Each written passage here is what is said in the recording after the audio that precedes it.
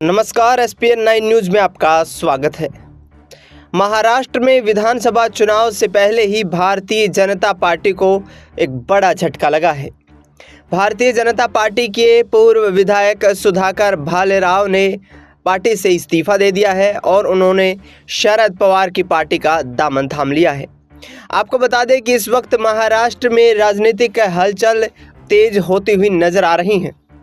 ऐसे में बीजेपी नेता का एनसीपी शरद पवार गुट की तरफ जाना कहीं ना कहीं ये सामने लाता है कि विधानसभा चुनाव से पहले लोकसभा के चुनाव के नतीजों ने यहाँ पर लोगों को काफ़ी कुछ प्रभावित किया है। एनसीपी पार्टी में शामिल होने पर महाराष्ट्र प्रदेश अध्यक्ष जयंत पाटिल, राजेश टोपे सहित कई प्रमुख नेता भी उपस्थित रहे। उन्होंने कहा कि भारतीय जनता पार्टी चुनाव में हारने जा रही है और ऐसे में महाविकास आघाड़ी गठबंधन महाराष्ट्र में सरकार बनाने जा रहा है। एनसीपी शरद पवार की पार्टी की तरफ से बेहतरीन प्रदर्शन किया गया और ऐसे में इंडिया अलायंस ने महाराष्ट्र की राजनीति में एक बार फिर से जबरदस्त वापसी करके विधानसभा चुनाव में सरकार बनाने के संकेत दे दिए हैं।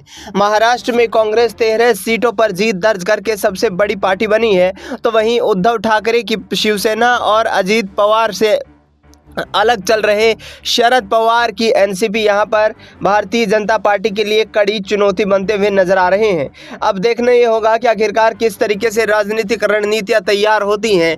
क्या वाकई में भारतीय जनता पार्टी को कोई बड़ा झटका अब महाराष्ट्र में और लगता हुआ नजर आएगा, क्योंकि एनसीपी गुट की तरफ से यहां पर साफ तौर पर अजीत पवार ने संकेत देते हुए कह दिया है कि यदि उनकी पार्टी का एक केंद्रीय कैबिनेट मंत्री नहीं बनाया जाता है तो फिर वह कोई भी फैसला लेने के लिए यहाँ पर स्वतंत्र हैं। इसके साथ साथ एकनाथ शिंदे के कई विधायकों ने यहाँ पर पार्टी की मीटिंग में ये फैसला कर दिया है कि महाराष्ट्र में उनका राजनीतिक वर्चस्व घटता हुआ नजर आ रहा है। ऐसे में इन दोनों नेताओं के गुटों का एक बार फिर से उद्धव ठाकरे की ओर रुख करने का संकेत दिखाए जा रहे हैं और ऐसे में यदि ऐसा होता हुआ प्रतीत हुआ तो वाकई में आगामी वक्त में महाराष्ट्र की राजनीति में बीजेपी को बड़ा झटका लगता हुआ नजर आ सकता है। फिलहाल इस खबर में इतना ही। देश दुनिया की तमाम बड़ी खबरों के लिए आप देखते रहिए SPN 9 न्यूज़।